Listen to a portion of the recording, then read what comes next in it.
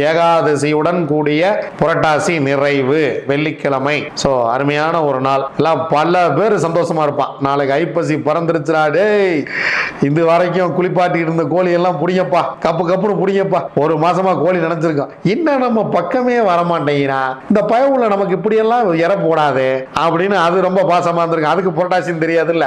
நம்ம பையன் வெளியில போகும்போதெல்லாம் ஆட்டுக்கு 2 தலை கொண்டாந்து கட்டுவான். ஆடு நினைக்கும் திடீர்னு பாசமா மாறிட்டாயா, இங்க கிடக்கிற தலையை அள்ளி போட மாட்டான், இவன் போய் தலை உடைச்சிட்டு வந்து நம்ம கட்டுறானே, என்ன திடீர்னு மாறிட்டான், ஒருவேளை பெருமாளை கும்பிட்டு உனக்கு புத்தி வந்துருச்சோ அப்படின்னு நினைச்சிட்டு இருக்க. நம்ம பயிர் நினைப்பா, இறுதி இன்னைக்கு தான் புரட்டாசி 31, நாளைக்கு ஐப்பசி 1, நாளைக்கு 1 வச்சுக்கிறல அப்படின்னு நாம் மனதில் நினைக்கலாம். மிருகங்களுக்கு தெரிஞ்சுன்னா மிருகம் நம்ம கூட இருக்குது, அது எஸ்கேப் ஆகி போயிடும்ல. அதனால ஜீவகாரியத்தை முடிந்த அளவுக்கு கடைபிடியுங்கள். புரட்டாசி மாதம் 31ஆம் நாள் வெள்ளிக்கிழமை கோபூஜை சிறப்பாக நடைபெறும்.